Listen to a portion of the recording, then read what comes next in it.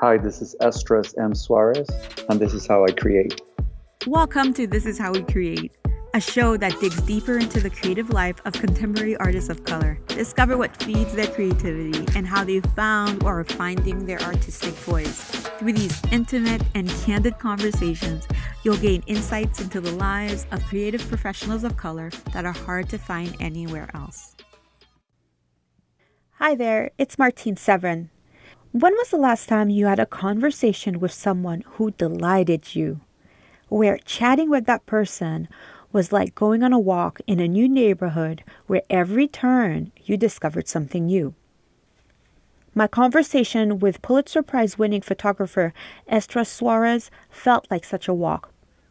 During this episode, Essdras shares with us how he got started in photography and the journey he went on to develop his eye and his skill as a visual storyteller. During our conversation, Essdras takes us to Panama, to the jungles of Central America, to Florida, and even to the Middle East. Essdras also goes on to share the tips that any artist, whether you are a fine artist or you work with mixed materials, there is something in this episode for you. Enjoy! Welcome back to This Is How We Create. I'm Martine Severin, your host, and today on the show, I'm welcoming Essdras M. Suarez, who is a two-time Pulitzer winner and who's worked as a photojournalist for newspapers for over 20 years. Essdras has been a photographer for over a quarter of a century. He's a famed photography journalist who can shoot anything and everything, though street photography and travel photography hold a dear place in his heart. Throughout his career, he's worked in over 60 countries while covering a myriad of assignments, including wars, school shootings, military coups, and tsunamis. Essdras now applies and shares all of his knowledge and experience as a speaker, educator, and as the founder of EMS Photo Adventures LLC, where he is focused on creating and leading educational geared on-site and virtual custom photo programs, including educational webinars and short and long-term mentorship programs. Essdras, welcome to the show. Thank you, Martine. My pleasure. Essdras, I first met you several years ago when you were a staff photographer at the Boston Globe. And what I remember is seeing you work. You were photographing a friend of mine who had won one of Boston's best dressed. She made that list, remember, for the Boston Globe? Yes, 25 most stylish. Yes, 25 most stylish Bostonians. And it was an amazing experience because you came, you said hi, and then you surveyed her and what she was wearing. You looked around and you had her go on this fence, hold on, and then you started photographing her. I just couldn't quite understand what you were doing because you were weaving and cutting, and then the photo comes out. It's just absolutely amazing, and I was shocked, and I didn't realize that someone could create such a wonderful image in a very short amount of time.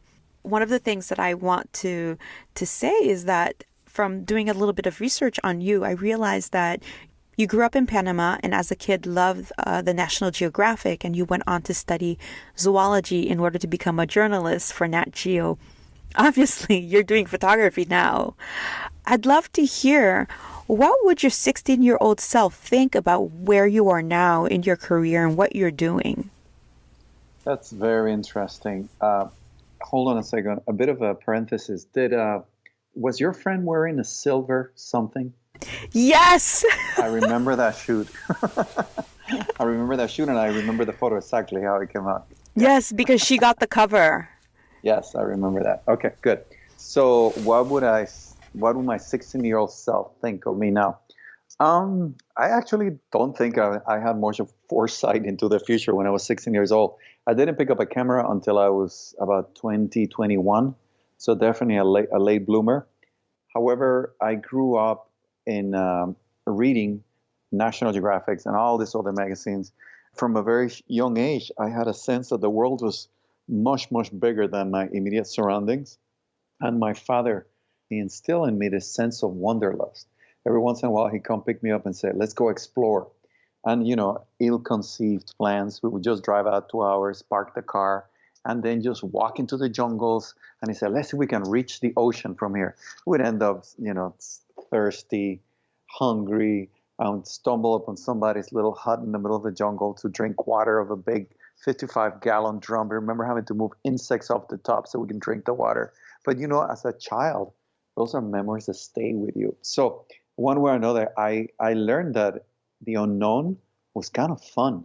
Not knowing what's coming next was actually a good thing. So I never thought I would end up in photography. I just knew that I wanted to see the bigger world that was out there. So I thought that working for the Geographic would be the best way to achieve that. So I went to the University of Florida to study journalism, specializing in magazine writing, with a minor in zoology. And from the very first semester in my introduction to journalism class, I was struggling. One thing was to have grown in Panama, where I was taught English in school, and most of my classes were in English. But to actually have full mastery of the language, as a journalist does, is a complete different story. And I didn't have that at the time. So I remember my advisor, she used to take off, and she's also my Introduction to Journalism 101 class professor. She used to take off 50 points every time you made a mistake when we had a test. And sometimes I would start a test and she would come to me and say, you owe me 50 points from the last time. So I really was in bad shape in that class. I didn't know what I was going to do. And she pulls me aside and she said, why is it that you want to do this? And I said, I want to travel the world. I want to do this. And she's like, well, I don't know about that, but I can tell you that the director of photography of National Geographic is an alumnus of the college, and he's coming to visit. He's going to be having dinner with some photo majors. You should go with him. I'm like, no. I have nothing to do with photography. She said, you're going. So she made me go. And that dinner changed my life. It was 8 photo students, and I was the one non-photographer.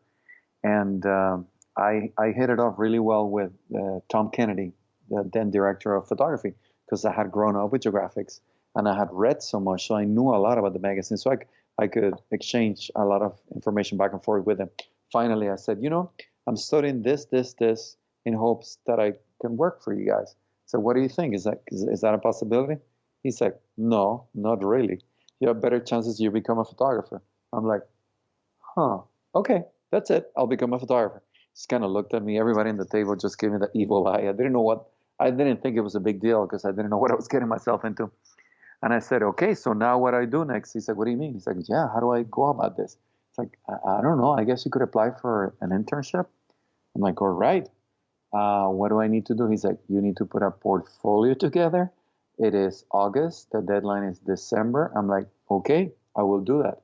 I can draw well enough. So I excused myself. I went into the manager of the restaurants and I asked him for some pen and paper. And I drew a caricature of Tom Kennedy sitting on top of the world like Rodin's thinker. And at the bottom it said, Tom Kennedy, National Geographic, the world is our backyard. I signed it, I dated it, and I made a copy of it. I gave him the original. I said, the next time you see a copy of this, my portfolio is going to be attached. He's like, aha. So for the next months, I really dove headfirst into learning all that I could about photography. I remember I'm meeting a local photographer that was a very good nature photographer. He pointed me to all the right spots to photograph, all the right things. And December comes about. I'm walking by my advisor's office, and she pulls me in. She's like, I heard you've been working really hard on that portfolio of yours. Can I see it? Back in the day, portfolios needed to be presented on a board, and there were slide film, and the only way you could crop with silver tape. So they were so labor intensive. I show it to her. He said, oh, this is pretty good. And she's like, when are you sending it? I'm like, you know what? The more I learn about photography, the more I realized it was ludicrous of me to talk to this guy the way I did.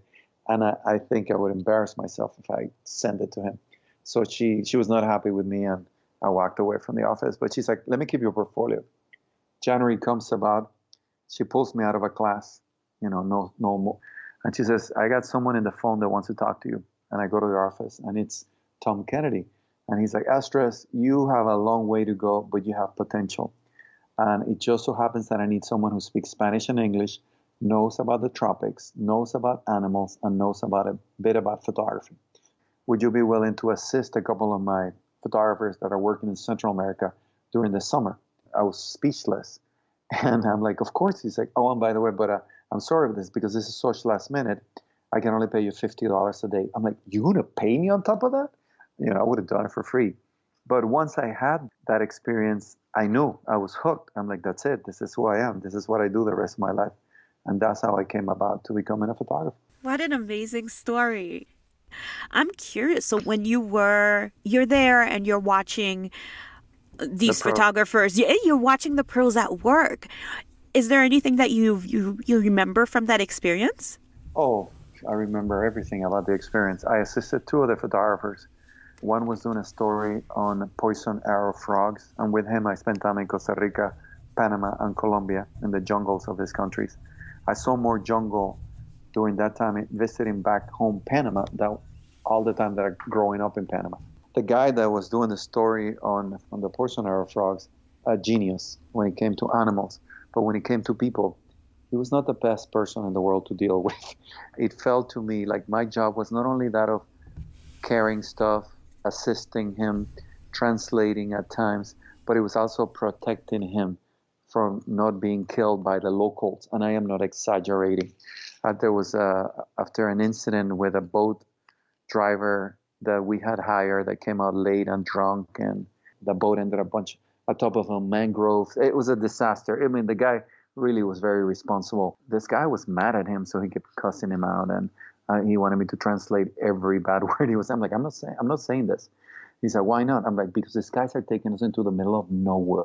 And when we're in the middle of nowhere, you're going to make him so mad because they are our lifeline to get out of here. What was supposed to have taken 4 or 5 hours, after 8 hours of having to get out of the boat and push the boat because it was dry season, and this boat driver never thought that his boat was not designed to go in shallow rivers. He just saw the money that this guy was offering, and it was a brutal day. So after 8, 9 hours of that, we come to a bend on the river. This is in Colombia. I remember looking up the side of a mountain, and there's a village of indigenous people, and they heard the boat, so they all come, and they're standing on the edge looking down at us. And at this point, the boat driver, who had an assistant, who I used, because it was a big guy that didn't talk, he just looked like a brute, and the enforcer. And so the guy tells us, well, this is as far as they take you. And I'm like, excuse me? And I translate this. He's like, what do you mean? He says he's not going any further. He doesn't want to damage his boat. He says, so you owe us the other half of the money. And I translated this, and I knew that wasn't going to go well. And they start screaming back and forth, and he's telling him he's not going to give him a dime. How can he leave us stranded? And because of all the screaming, there are more indigenous people that are coming to the cliffside to look down at us. And finally, the boat driver kind of turns to his enforcer, and the enforcer picks up the oar, and he starts walking towards us. And I actually put my hand on my little machete. That's all I had. I'm like, you don't want to do this. Like, this guy's, I'm no one, but this guy's a famous Harvard scientist, which is true. Look at all the witnesses that you have. You cannot kill an American, even if it's in the middle of the jungle, because the world's gonna fall on you. And the guy kind of realized that he had witnesses. They threw all our stuff on the shoreline, and they walked away. And the boat driver, was going away. He tells us, there's only one way out of this jungle. You got to come through my town. I will deal with you when you come back. I look at the photographer. Aren't you concerned? He's like, nah, things like that happen all over the world. And I'm thinking to myself, it sounds more to me like things like this happen more to you all over the world. He was a genius at what he did with animals and photography, but not dealing with people. We were able to talk to the local villagers, and we made an agreement with them, and we spent the night there. And then the next day, they took us upriver where we needed to go in the proper dugout canoes that were perfect for the rivers and that kind of stuff. After 10 days in the jungles, we had to cut the time being out there short by a couple of days because the rainy season had just started. And the village in which we were staying, I remember thinking, why are these huts so far away from the shoreline, from the river, and why are they and still so high up there? And lo and behold, one morning we woke up after it had been raining, and when we look outside, right below where we had been sleeping, the river had grown. It was just this massive, alive, brown thing moving. It looked so menacing, and we decided, okay, let's go down. So what took us almost 2 days on the way up, it took us maybe 4 hours to make it all the way back because we were just going down rivers. So we get back, and when we get back, and I'm unloading the stuff, I look up, and leaning against a lamppost is the muscle guy. He just kind of looks at me, shakes his head, and he starts walking away. And I tell this guy is here. If something is going to happen. He's like, don't worry about it. We find a god-awful hotel right off the main street where there was just people fighting on the street, bottles. It was just something out of a movie. We had wooden windows that would open up, and they had bars on them. And it was so hot, you couldn't keep the windows closed, so you had to keep them open. How can you go to sleep? This guy's going to come back. He's like, don't worry about it. One of the things that we brought back from the jungle that he brought back was an actual blowgun from the natives, the ones that they use. They take the darts and they rub them in the back on the frogs, and thus the name of poison arrow frogs. They were in a canister made out of bamboo. It was perfectly hermetically sealed. When you popped it, it actually made the sound of a vacuum being broken. And inside there were the darts. And that night I remember sitting by that window with that canister in my hand, thinking, if this guy comes and he reaches in, I'm afraid I'm just going to have to poke him with his dart. So I don't sleep that night. The next morning, we're ready to go. And he said, go get the taxi. So I remember this town, this middle of nowhere little town, has one taxi, one vehicle. And we get there. 2 tires have been slashed in the taxi. And I look around, and it's the muscle guy sitting there with a knife in hand. And I'm like, uh-oh, this is not a good thing. So, I start kind of backpedaling to where I'm supposed to go, and this guy's walking behind me, taking his sweet time. I go back to the scientist and the photographer. I'm like, this guy's following. He's got a knife. And so we go out. The guy's walking our way. He has with him the boat driver. Come on. Let's go across the street. So we go to the police station, and I'm like, look, those guys are trying to kill us. And they're like, what do you mean? So I explained the whole thing, and police is basically just getting in the way so these guys don't attack us. Well, the scientist, he's just screaming bloody hell at them, and he's just making it worse. And I finally said, you know what? This is turning into an international incident. So I'm going to call back nearest big city. And I said, I'm going to actually call the U.S. Embassy. I'm going to let them know what's going on. So I just dialed any number that I had from that city, pretended that I was talking to the U.S. Embassy. And I turned to the police officer, like, they want to know your name and rank. He's like, what? They just give it. So he gives it to me, and I'm like, okay, here's this information. And then I told the guy, that was the U.S. Embassy. They wanted to make sure they knew who was in charge of taking care of these Americans. And if they do manage to get out of town, you will be properly rewarded. So I lied completely. Because of that, we were escorted to the plane where we were dragging our stuff because there was no vehicle. And all along, we had 2 cops on our sides. And the boat driver and the muscle guy were behind us screaming at us, if you ever come back here, you will not leave this place alive. I remember looking out the window of the tiny Piper, and there he was, lifting his fist, cussing us out. And I looked at the photographer, and he just kind of fell asleep. To him, that was normal. To me, that was one of the biggest adventures I have in my life so far. That sounds like an Indiana Jones I know. movie. The other photographer that I assisted was a woman who also was a zoologist. She was doing a story on Heliconia butterflies. They do is they cross the Panama Canal waters. She had this photo in mind where she was going to have a butterfly coming towards her, and hopefully you could see the ships on the canal waterways. The problem with these butterflies is they have very erratic flying patterns, so they do not fly straight. They look like a drunken thing. They're all over the place. So I remember she asked me, if you're going to assist me in this, I need someone that can drive a boat, because you're going to have to drive a boat while I make this photo. Have you ever driven a boat? I'm like, yes, of course, I'm from Panama. Of course, I lied. I'd never driven a boat in my life, but I was just afraid to say no to these guys. I didn't want to ruin it. So I'm like, how hard can it be? So I remember going the day before down to the dock where there was a boat that we were going to use, talking to the local guy. And I said, could you explain to me, how do you do this thing? He showed me how to turn it on, how to drive, gave me some tips. And then the next day, we are chasing butterflies as they cross the Panama Canal. I had to zigzag all over the place. And at some point, there's another boat coming. And, she got the photo. The photo is a butterfly in the foreground. And then in the background, a small boat out of focus coming towards us. And beyond it, some container ships going by. At the last minute, I avoided the boat, and she turned to me. She's like, "Wow, that was the photo. That was amazing. I got the photo. You're such a good boat driver." Little that she knew, my heart was in my throat because I really thought we were gonna crash against the other boat. But hey, I think luck has always been on my side, and I think I have a guardian angel. Anything for the photo, eh? Anything for the photo. That's right. If anything, yeah, that's true. That's one of the lessons I learned from these people. You got to do whatever you got to do in order to get the photo. Those are such great stories. So, one of the things I wanted to talk to you about is your eye and how you've developed your eye.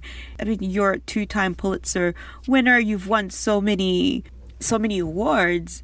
You are known for getting that moment to create that perfect picture, or it seems perfect, right? We don't know what it took to get there, but your eye is so amazing. You see the world in a very different way. Talk to me a little bit as to how you came to fine tune your eye. Okay, so the first thing is, I always tell people I am as good as I am because of the hundreds of thousands of frames that I have ruined, and I have learned from my mistakes. That's one. Secondly, I worked at the beginning of my career, I worked next to a staff of photographers, or with a staff of photographers that were amazingly talented, the staff of the Rocky Mountain News. And they were never selfish with their knowledge. Whenever I asked, they always told me, and my questions were like, "Oh, that's a great photo. Why did you pick that angle? And why did you compose it this way? And why did you pick the light?" And I bet you I was annoying to them at times, but I I learned a lot from looking at their work and seeing the things that you could do. On a side note, one of the things that I think helps me see the way I see, to me, seeing the way I see nowadays, it's not only a trained eye, but to me, it's very natural. As when I was a kid in school, I remember I can read well, but when it comes to numbers on the paper sometimes don't make much sense to me. Like I was the worst at math. Yet you would ask me to calculate something in my head, and I could do it. You know, I could give you a rule of thirds x equation in my head, and I can pull it off. But I couldn't do it on the paper, and I always thought that was weird. But my grandfather used to be a teacher in Cuba, and so whenever I didn't understand something, I would go back to him, and he would always explain it to me in such a way that I'm like, okay, I can get this done. Eventually, when he passed away, I had just gone into the 10th grade. In Panama, when you get to 10th grade, you have to choose whether you're going to go into a science field, pre-law, admin, or something else. And I had chosen science because all my friends went into science. So all of a sudden, within the first, we had bimesters, not semesters. And within that first bimester, my grandfather dies, basically my tutor at home. And I was left with all these classes. There was chemistry, organic, inorganic, calculus, precalculus, physics, stuff that was so hard on paper. And I almost failed that year, I remember, because I lost him, and I had to really deal with the fact that things on paper when it comes to numbers, they don't make much sense to me. Well, it turns out I had this conversation many years later with someone in Boston, a doctor, and he's like, "Oh, sounds to me like you had a slight case of dyscalculia." I'm like, "A what?" He's like, "Yeah, it's like dyslexia. It's not as well known, but it has to do with numbers, and it simply has to do with pattern recognition, visual pattern recognition, and data gathering. So you just see the world differently. You just see things differently, and I think that actually has worked to my advantage. You know, when somebody sees a photo, when 20 photographers see a photo a certain way, usually all it takes for me is to tilt my head to one side. I'm like, huh, there's the photo. And that's it, as simple as that. I see it, but now you train your mind to recognize these things. So what might have been happenstance and coincidence at the beginning, I learned to recognize as, okay, that's what works. That's what works. And that's how my eye developed to what it is. I love going through your photos because you never seem to stay still. Nope. You you shoot through legs, you shoot from above, you shoot from below. You really love reflections. Did you It doesn't seem as if you have a crutch, but are there some viewpoints that you go back to over and over again? Well, yeah, I like to shoot from below up, and that is very logical for a very logical reason. One of the things that makes a photo work well, clean backgrounds. You don't want things merging into your subjects. The cleanest background usually you can find is the sky. So it's very easy to compose a photo. Even though I'm walking around, I can see things in my mind from the ground up. So I can see, okay, that photo might look this way standing up, but I know that if I go low, that finger pointed that way. If I am below, it'll actually be a vertical line against the sky. And so I love shooting from below, but I don't really have a specific way of shooting that is, I will react to the situation because I teach so much photography. I've had to learn how to vocalize everything that works in my photography. And I always tell people that there's many elements that make a photo a good photo or a great photo. It's composition, technique, the lenses, the light, all these things, and decisive moments. But if there is a hierarchy within all these things that make a great photo, decisive moments are king. So decisive moments will always be the ones that will rule a photo. So you could have a photo that is not perfectly composed, it's not technically well done, yet if the decisive moment is powerful enough, the moment will carry the photo. And I always like to use the example of there's a Pulitzer winning photo of us. I think it was in the 60s, I believe. It was students in a university in California. I don't remember. The National Guard came in to disband protesters, and they ended up shooting a couple of students. And the photo is that of a dead student and another young woman by his side on her knees, crying, kind of pleading for help. And the photo won the Pulitzer that year. The original photo, she has a pole coming out of her head. And some creative editor somewhere along the line decided to remove the pole, and the photo looked better. Then the photographer that took it realized what they had done, and he brought back the original negative. And that's how the photo is now reproduced the way it was supposed to be. My point is, normally, under no other circumstances would that photo would have worked, because she had a pole coming out of her head. But because the moment was so powerful, that was really irrelevant. So I'm always looking for moments. That's what determines where I'm going to be shooting from. I might be on my way down to shoot up, but if I see something while standing up or halfway there, I will shoot. And my shooting mantra is keep shooting, keep moving, keep adjusting. Keep shooting, keep moving, keep adjusting. You take those three verbs and they will get you out of anywhere, any situation. You will be able to pull through. So you're right. I just don't stay put. Don't stay still ever. I noticed. I follow you on LinkedIn, and you're one of my favorite. I usually just go to LinkedIn to see what you've posted next because thank you very much. You give such great explanations as to why you chose to post a photo and where you were and what you were doing. So I appreciate that so much.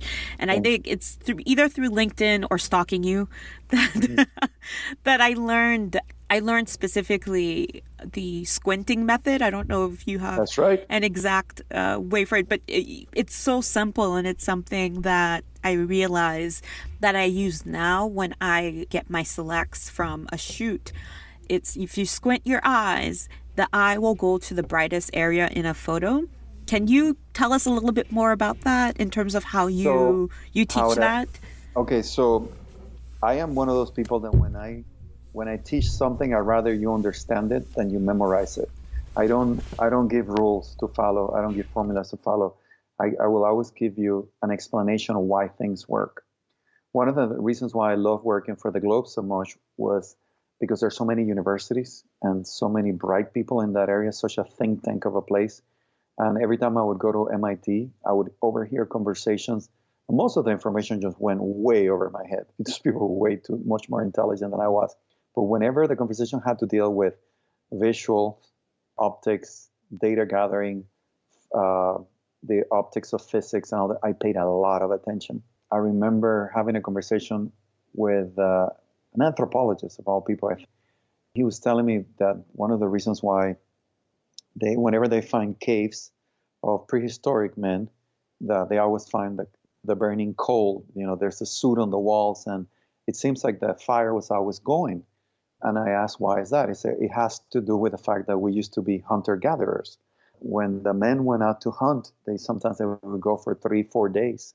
And when they came back, sometimes they would come back at night. And in a landscape where there's no light, having that fire lit in the cave, on the side of the mountain, inside the cave, always served as a beacon. So we evolved to pay attention to those bright spots in a landscape, in a horizon. And the best example of that is if you go to any shoreline at night where there's traffic, boat traffic, way out in the distance, you will notice every single little light of ships out there. And in reality, we have no business being able to notice all of that because they're so faint and so far away. But that's just how our brains evolve. Now you take that information and you extrapolate it. Imagine now what it means to leave big blobs of white stuff in your photo. Your eyes will go straight to that. And if you leave stuff, specifically bright stuff on the edges, you're creating what I call points of escape, where you might have a visual anchor to your composition, a reason for having taken the photo, raison d'être, the reason for being, yet you leave all these edges and white on big blobs and stuff that are distracting, and you have basically distracted the viewer from what you want them to look. I teach that whenever you look at your photos, you squint, and the last thing that remains in your memory, in your eyes, that's the first thing that when you open that, you're going to see again. So the eyes will always be drawn to those bright spots. So you better have a good reason for leaving that bright spot in your composition. And for those of us who do editorials, it's so important to trap the eye. We literally create the composition, at least if you know it's going to go in a magazine, you have to create a loop for the eye so that the eye, people will stay on an image for longer. Not only are you teaching, but you're now offering portfolio reviews. Can you tell me a little bit about that? So another reason why I think I am as good as I am is because I had great editors along the way. And some of these editors were very kind. Some of them were not so. But they all had knowledge to impart. And I listened and I learned.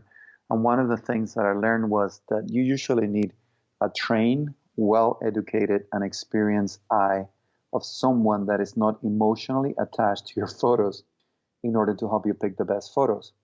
Because that's what it is. When we make a photo that took us 3 hours to get, it might not be the best photo in the world, but we sat in that awkward, uncomfortable position for 3 hours to get it. So when we finally get that photo, we become enamored of it. We, like, this is it. This is the photo. I love it.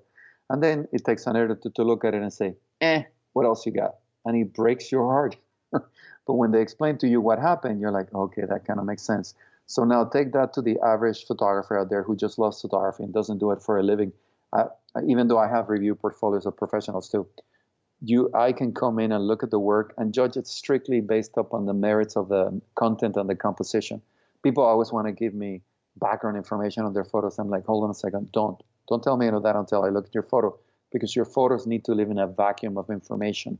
Your photo needs to stand on its own by its content and its own merits. Then people, if they're interested in it, they'll read your caption.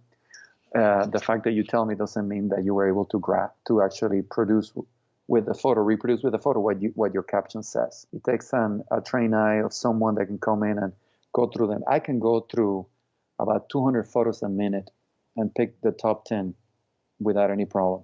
And I know that's a fact because I was hired to go on safari, leading a very small group of CEOs, and we spent 10 days shooting out there. And because I was shooting not so much for me, but I was paying attention to what they were doing, and I was teaching them, I only shot about 20,000 images. I think I would have shot a lot more had I been just shooting for myself.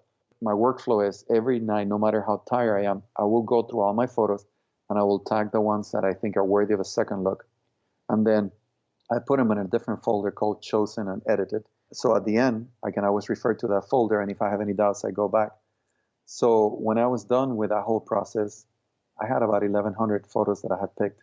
Then when the 10 days were over, I remember having to wait in some Kenya, Kampala airport for hours. And I pulled out my take and I went through all 20,000, and it took me about an hour and a half, and I picked about 1,200 images. I came back home, I did it again, and I got about 1,150 images. So I'm right on. I can go through tons and tons of photos very dispassionately, because first thing you need to know when you're looking at your photos, if you have any doubt whatsoever that what you did works, you can make sure that the people looking at the photos will have that same doubt 10 times over. So when in doubt, just take it out.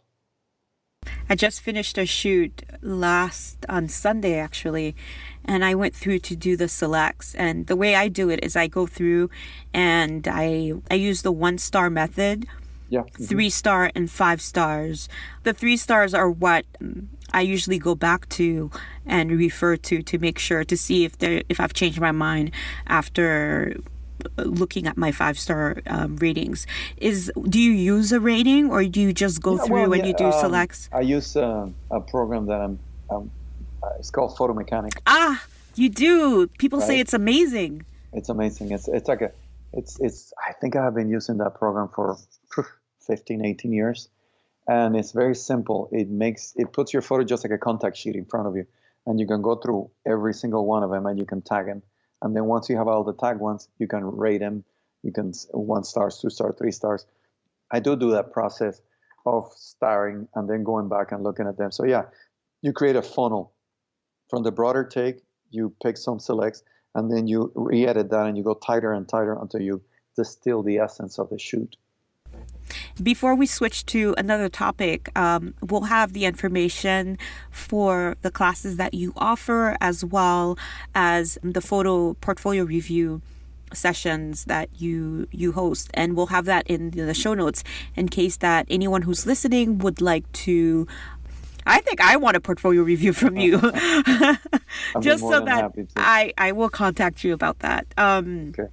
I always do portfolio reviews at least twice a year because you really sometimes you get too invested in the work and you need to have someone to look at it and give you some feedback. Yeah. Yeah. Perspective sometimes is the luxury of the outsider. Have you always used that quote? Perspective is the luxury of the outsider. Yeah, I've used it for many years. Bottom line is you don't get as old as I am and not learn along the way. And you just get to wisdom does come with age, and again, I think I got lucky that I was surrounded by brilliant people, and I listen. One of the things that I do when I photograph, I do communicate with my subjects, but when I'm documenting, not only am I seeing, but I am listening very carefully. I'm a good listener. I pay attention to details. People around have so much to offer. I'd love to chat about staying fit and exercising. And you in particular, I mean, you have such an interesting background. So you left Panama and you came to the US. And then I noticed somewhere along the way you joined the Air Force. That's right, joined the US Air Force. You did. And It was during that time that you found out that you have scoliosis. That's right. Back in the day when I was growing up, they didn't check for that in school in Panama. I remember I was having a physical while I was in the Air Force, and the doctor is showing my x-ray, and he's like, oh, because you're scoliosis. I'm like, what? What are you talking about? And I look at this the very twisted spine. He's like, oh, you have pretty severe scoliosis. You're almost like a 34-degree deviation. I'm like, I have no idea what you're talking about, but that my back has never bothered me. He's like, yeah, that makes sense because you work out all the time. So your muscles are serving you as a kind of a natural scaffolding for the spine. So your spine doesn't suffer because the muscles are so strong. And he said, but we could fix it, but it might not work. I'm like, what do you mean? It's like, well, you're 20 years old. We only, humans only grow to about 21 years old. So it's kind of late, but we could theoretically just put 2 steel rods alongside your spine, secure them to your head with 4 screws and a halo. And for about a year, you will have to keep this on, and then you won't be able to turn. But when you're done, your spine will be straighter, or it might not because you're so old as far as how grown you are. And I'm like, And any side effects is like, well, besides the fact that it might not work fully, you will end up having 4 indentations in your skull for the rest of your life. I'm like, So what is my other option? It's like, you got to work out. You got to keep staying as fit as you are now. I'm like, that's it. Take second option. So my whole life, one way or another, I have always been working out. Not so much because I have to. Nowadays, it's just because I love doing it. And but I've done everything. I've done weights, but I don't like weights because I lose mobility, I lose flexibility. Done yoga for many, many years. I created my own style of yoga in 2008 called VIS yoga, VIS. VIS is the Latin word for vice, as in a vice, a hold something. It's strength yoga. It's a mixture of Ashtanga yoga, principles of martial arts, personal training, isometrics, and relaxation. It's basically who I am. And so I've done it all. And even if didn't have the scoliosis thing that I need to always pay attention to, I have learned from doing my job all the things that we do as photographers require for you to be ready to react and be able to climb and crawl and run and jump with gear on you. And sometimes your life depends on you, on you, how fit you are. I actually have a standard of fitness, and it is your standard of fitness is not that you should be able to do 20, 30 pull-ups in a row. But if you're hanging from dear life in your arms, you need to have enough strength to be able to pull yourself up to the point where you can swing a leg and pull yourself up. You don't need to be able to push 300 pounds off your chest. But it's somebody's on top of you about to do you harm. You need to have enough core strength and upper body strength where you can push them off you and be able to run. And you don't need to be able to run a marathon, but you need to be able to run a mile for your life. If you can do that, you're functionally fit. That's my standard of fitness. That sounds like a very much of a non-Western way of looking at fitness. It could be. It could be. Funny enough, one of my first memories when I was a child, you know how you're sometimes almost a babe in the womb and you have this weird memories that you shouldn't have. But I remember sitting outside. One of my uncles that I grew up with had a grocery store right next to our house, and he was a fitness buff, and he would sit there and read out loud treatise on yoga. And when I finally learned how to read, he would make me read out loud for him, and I never knew exactly what I was reading because it was way above my understanding. But I guess that kind of stuck with me. Then when I turned 13, I was still a fat little boy. That was another thing. I was a chunker, big cheeks. Girls used to come to me and grab my cheek. Oh, you're so cute. When I finally started liking girls, I realized that that's not the interaction I wanted with girls. So 13 comes about. He gave me, as a birthday gift, he gave me the isodynamic Charles Atlas course. And this, as hokey as it sounds, it worked. You know, the fact that I was just going through my body change and I started working out, the body picked it up really quickly. And to this day, I still use isometrics in my training on what I teach. This yoga has parts of isometric too. So that has always been with me. I grew up watching old kung fu movies. You know, we had in our neighborhood, we had the proverbial Sunday 2 movie matinee, and some of them were Hong Kong kung fu movies. And I remember growing up watching the One-Armed Swordsman, the Drunken Master, all the Bruce Lee movies. So I've always been interested. So the moment I could, I started doing martial arts when I moved to the States, and I was going to school in South Florida. I did a style called Quan Nu. It's a Vietnamese style. It's punching and kicking the first years, and then it becomes a softer, more of a yielding style. And I made it all the way to the belt right before the black belt, and then I had to move away to Colorado. So when I moved to Colorado, I made it a point to look for something that I could take into my old age. Because at some point in tournaments and just sparring with other people, I realized there will always be someone out there who is faster and more flexible and stronger than you. And you cannot rely on that for self-defense. You have to rely on something smarter. So the next style that I picked up is called Ninpo Taijitsu. And it is basically ninjitsu. It is the ninja style of things. And it's mostly joint locks, pressure points, and throws. And that one works without you being strong. And I have had the opportunity to test it because I did a test once where I was exhausted beyond belief. I had no energy left. And it was the best test of my life. People were flying all over the place. People were tapping really, really quickly. And I had no idea what was going on. And it's because I had no muscle left to rely on. All I could rely on was technique. So there you go. That's a bit of me. Wow. As of today, I believe you celebrated your 808th consecutive days of working out. Correct. When I left the Boston Globe and I started traveling, one of the first things that I did is I was the chief photographer for a startup out of Israel. And that required me going different parts of the States to promote the platform and going back to Israel. I opened my business of taking people to different locations for photo workshops, and I started going to Cuba a lot. And I realized I cannot rely on having a gym near me anymore to work out, so I need to come up with something that I can do on my time. And that actually was even more important to me when I had a friend of mine come to visit me, and he was in same age. We're both from Panama, and I looked at him and I said, you're in awful physical condition. You're going to die. And this is like my brother, so I get to tell him that kind of stuff. And he gave me all the right excuses. He says, I travel too much. I have an irregular schedule. I don't have access to the gym, and I have very little time to work out. And I said, everything you said there, it's 100% accurate. But I also heard that if I give you something you can do anywhere, anytime, no equipment needed, you would do it? And he said, well, yeah, I guess if you put it that way. So I came up with what I call the 365 Daily Fitness Challenge. I have a certification as a personal trainer that I've never used to teach personal training per se. I actually got it because I wanted the knowledge of kinesiology and anatomy in order to understand how things work. I always like to know how things work. And so I designed this program for my friend, which was every day he needed to do a minimum of 50 push-ups, 50 sit-ups, and 50 squats.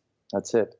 And then I started doing it with him, and I think he did it with me straight every day for about 2.5 months because he was feeling so much better. He started running again, and he became a marathon runner, and he did really well. But I kind of felt good doing it. I'm like, you know what? I'm going to keep doing this. So the first year, I missed 5 days. The second day, I missed 3 days. The last day that I missed working out was August 17, 2018. And you do the math, and that's why we come up to today being the 808 consecutive workout day. And I'm not trying to break anyone's record. I don't know if there's a record out there. I just want to see how far I can push myself. But it feels great. I am no longer. Some days I work out so hard that the next day it's hard to do it. But now it's part of my day. It's like brushing my teeth. I don't brush my teeth. I freak out. I don't work out. I freak out. I love how when we first started our conversation, when you were talking about your grandfather, the two of you would go out and explore. And I think the words you use, let's go explore. It seems to me that not only are you exploring the world through your work, but you're exploring yourself as well every day. I believe that aging is a disease, one that we all have to deal with, and we need to take care of our bodies. It's the one body that we have in this lifetime, and if you take care of it, it will take care of you back. And I also like the fact of having been in as many, knowing that I could take care of myself, it always sits very well in the back of my mind, knowing that I don't need to get into a fight in order to prove that I can win the fight has a lot of value. I'd love to talk about an epic failure or a small failure that has taught you a big lesson. So after I had my internship / assistantship with the National Geographic, I thought I was all of that. I thought the fact that I would apply for a job in a newspaper anywhere, it would be a favor that I was doing to them. I got 44 rejection letters, and I never forget that number. It was 44 rejection letters, and I remember one of those. The editor took the time to tell me how bad I was. That made me feel so bad. Many years later, I got to actually talk to that editor, and she was like, "Did I really do that?" I'm like, "Oh yeah." You took the time to tell me all the things that I was doing that were wrong. And at the time, it felt horrible. And it really kind of broke my heart and disheartened me to the point that because nobody was hiring me, I actually sold cars for about 6 months while I was trying to get a photo job. And I made a lot of money, and I was so miserable. And the more I learned about the business of car sales, the more I had to work in order to make the same kind of money. Imagine this, 20 years ago, maybe 25 years ago or so, at the beginning of my career, I was making $10,000 a month. That's a lot of money for a young guy.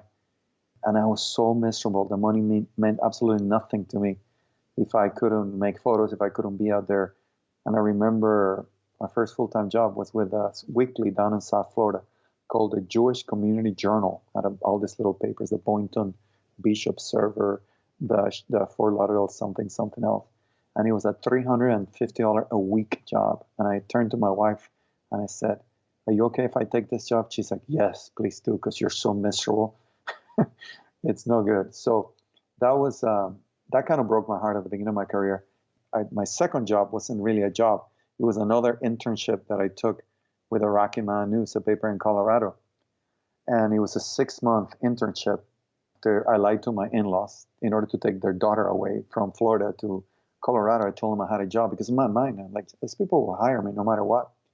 And I remember after 3 months being out there, the editor, my photo editor, Janet Reeves, a legendary photo editor, brought me into her boss's office, which at the time his name was Tom DeFeo. And they had a heart-to-heart conversation with me and said, look, we brought you here because we know you have potential, but you have not shown it. Your photos are no good. If you do not get any better within the next 3 months, after the 6 months are done, you're out of here. And that was a horrendous failure that opened my eyes to the fact that I knew nothing. And it was good. Sometimes you need a storm in order to clear the way. And that was a storm that I needed. And from then on, that's when I became really, really curious about all the great work that the other photographers around me were doing. And I started asking questions. And that's how I became a better photographer, by actually becoming much humbler. Nowadays, because of COVID, I have kind of stayed away for a lot of the protests, but there are things that happen here in Washington that I think I need to go cover. And when that's the case, I simply put myself on assignment. I have a great relationship with a photo agency called Zuma. And whenever I go cover things, I just send them a note and say, hey, I just did this. Here are the photos. And they distribute them and they sell them around the world. So I put myself on assignment. And I'm always looking at the wires to see what people produce in those situations. Sometimes I think I did well, and I might have, but it's humbling once more when you see somebody that saw something that you didn't. And you're like, I got to do better. So I'm always looking to do better. I'm always looking at the people that do better than me. And I want to figure out how they did it better than me. And I want to get there or maybe surpass them. As we wrap up our conversation, I'd love to ask you just a few fun questions. Sure. We'll start out. Wait, hold on. Let me tell you one thing that a lot of people don't know about me. Sure. I did many, many, many things before I landed into photography. I used to work, I worked in McDonald's. I worked at a Subway. Over the weekends, I used to knock on my neighbors' doors with a bucket of water, sponge, and soap so I could clean their cars. That was in Miami. And then I started working at a department store, then as a teller. And when I got into banking, I did really, really well to the point that I was offered at a very young age an assistant manager position at a branch of a bank. And I remember looking outside the window wearing a suit and seeing the world go by and knowing if I do this, I will never be able to get out of here. And I left it all and I went up to school in Gainesville and I paid my way through school as an exotic dancer. You were an exotic dancer. I was. For 2.5 years, I was an exotic dancer. You have quite a background. I really need to write more. I think you do. I mean, I do. That's incredible. So then, 2 questions. The first is, what happened in Colorado? Were you able to stay on? Oh, yes. They hired me afterwards, after the 6 months. And I was there from 1990. I think I was there for 8 years. And after 9/11 happened, I was in Colorado.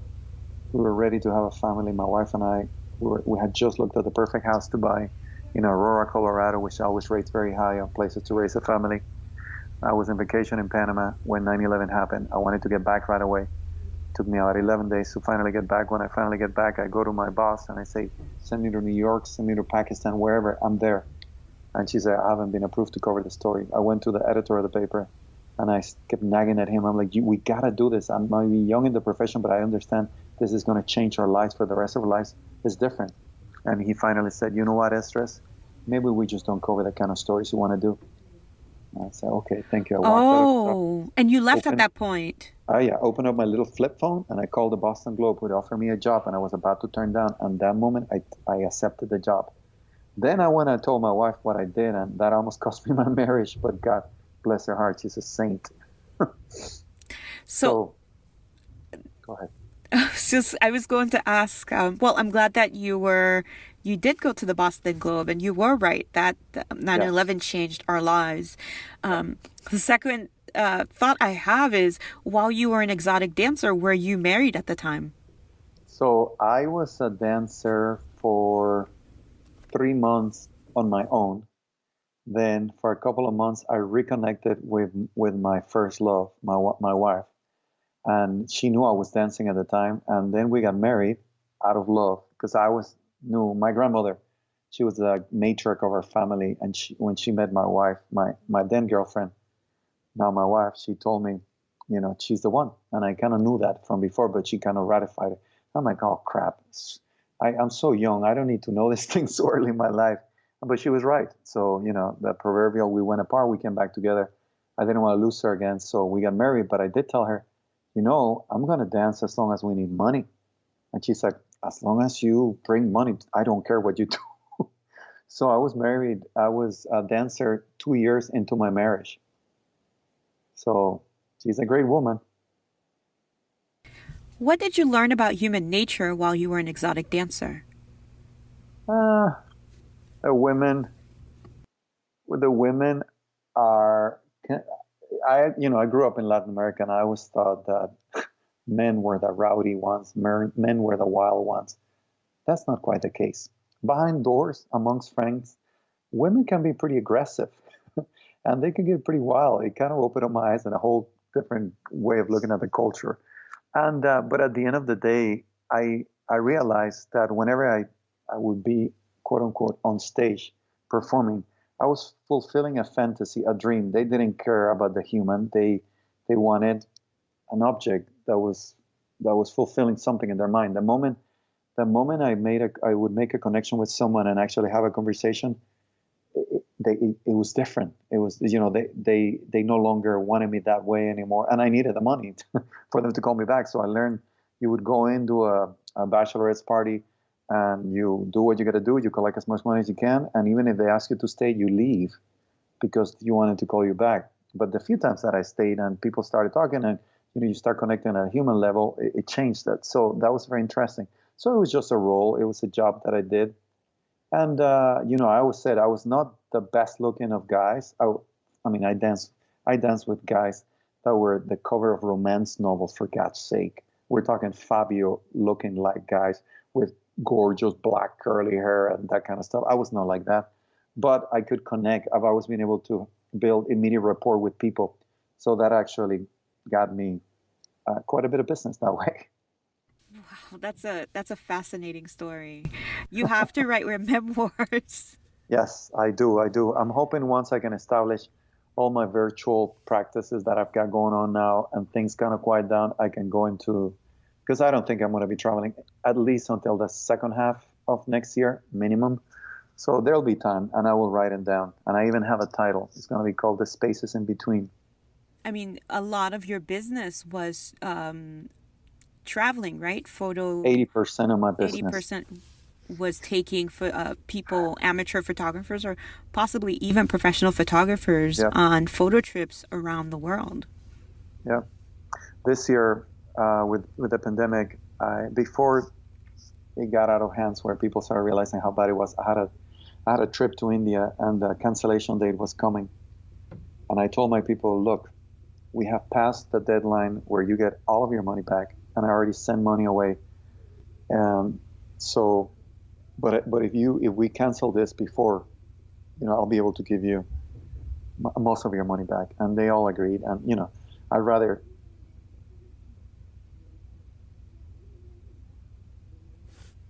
Hello? canceling a trip to Panama, a trip to Ireland, a trip to India, a trip to Montana, and a trip to Cuba.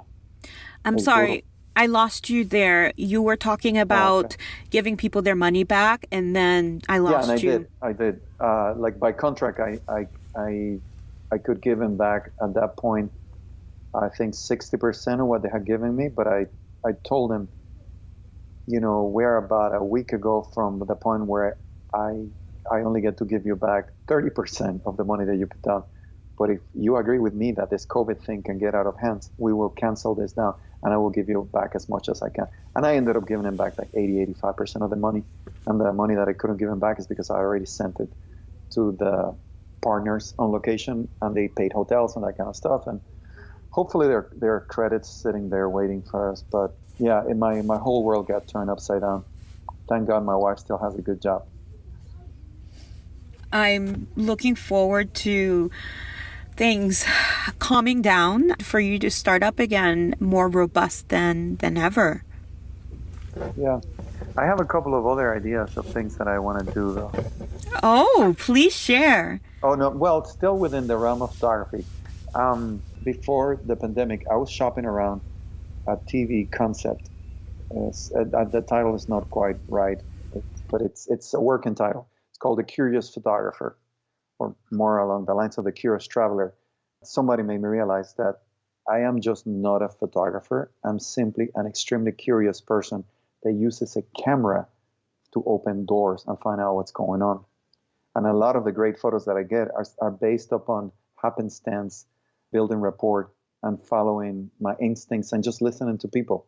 The idea of the show, and I don't have a problem putting it out there because I actually copyrighted the idea, is I go on assignment to places and I have a crew documenting the way I document daily life. And from that daily life, I might have a structure to follow, but I will follow always my instincts, where they tell me where I went to a place because it's known for their architecture or whatever, and somebody tells, and in some faraway land, in some little village, but I found out that 2 villages away, there's a big festival that only happens, I don't know, I will go to that. And those kind of things, which I've always been able to follow while I'm on assignment, have made for the best photos. And a lot of that is people inviting you into their lives and sharing with you their most intimate and private moments. And that has a lot of value. If I could do a show that shows what goes into making all those great stories, but it's not only about the photos that I'm going to make, which I'm pretty sure will be great, but it's about the connections that you make with people and how you see the world through their eyes. And that's the concept of the TV show. And in seeing the world through people's eyes, that's where the magic happens in photography as well. I have the perfect thing to wrap our conversation up. So I believe strongly that when you have an idea or if you want something to happen in life, that you need to tell people about it. And I'm so pleased that you shared this story with me, because literally the producer for this podcast and editor, she and I have been talking about working on a pilot for a TV show. And I'm assuming she'll be listening to this and she'll weigh. When I was the chief photographer for that startup out of Israel, one of the things that I did was being filmed as I walked around taking photos and just connecting with people. And I did that in Jerusalem and I did that in Akko, and it was great. It's, I don't work well with a script, but you give me an idea, I can work from that. And it was always about the unexpected. It was about those little moments where you make a connection with someone and you laugh and they share food with you and they bring you into their lives. And that's what life is all about. And the fact that I get to document it with my camera, it makes me consider myself such a blessed individual. I think people would definitely love to see how that works. I agree. That day where we met up, where you photographed Christina Wong for the Boston Globe's 25 Most Stylish Bostonians, I decided right then and there that I was going to be chosen as one of the 25 Most Stylish Bostonians the next year. For some reason or another, I went to the Caribbean Festival. You know how Cambridge would have its Caribbean Festival? Yes, yeah. Kind of the Junkanoo local version. Yes. Yes. And so we're in Kendall Square, and I'm talking with a friend she worked as an editor at one of the small free magazines that were given out in Boston. And I told her this is what I wanted. And so she basically made it happen. She submitted my name and I won. And I had wanted you to photograph me, but granted, I was giving someone else. I was giving another staff photographer, and they did a fantastic job. But there is something to be said about when you have an idea and you've trademarked it. It's time to just put it out there so that it could grow legs and so that it could attract all of the people that will help you make it happen. Isn't that what this book, The Secret, is supposed to be about? Yes, the law of attraction. You know that somebody, when the book came out, somebody said, don't read it. It'll be wasted on you because that's your life. Because I am very fortunate. I always end up meeting the right people. So it's great. It's great. Well, Essdras, thank you so much for joining me. I've loved talking with you. I've learned so much, and I've been surprised right, left, and center as we chatted. You've lived such an interesting life. You've been able to teach and help so many of us photographers who are trying to figure out what stories we want to tell in the world. And I really appreciative of you for being who you are and for being such a kind soul and a giving soul at that. Thank you so much for joining me. Thank you, Martine. My pleasure.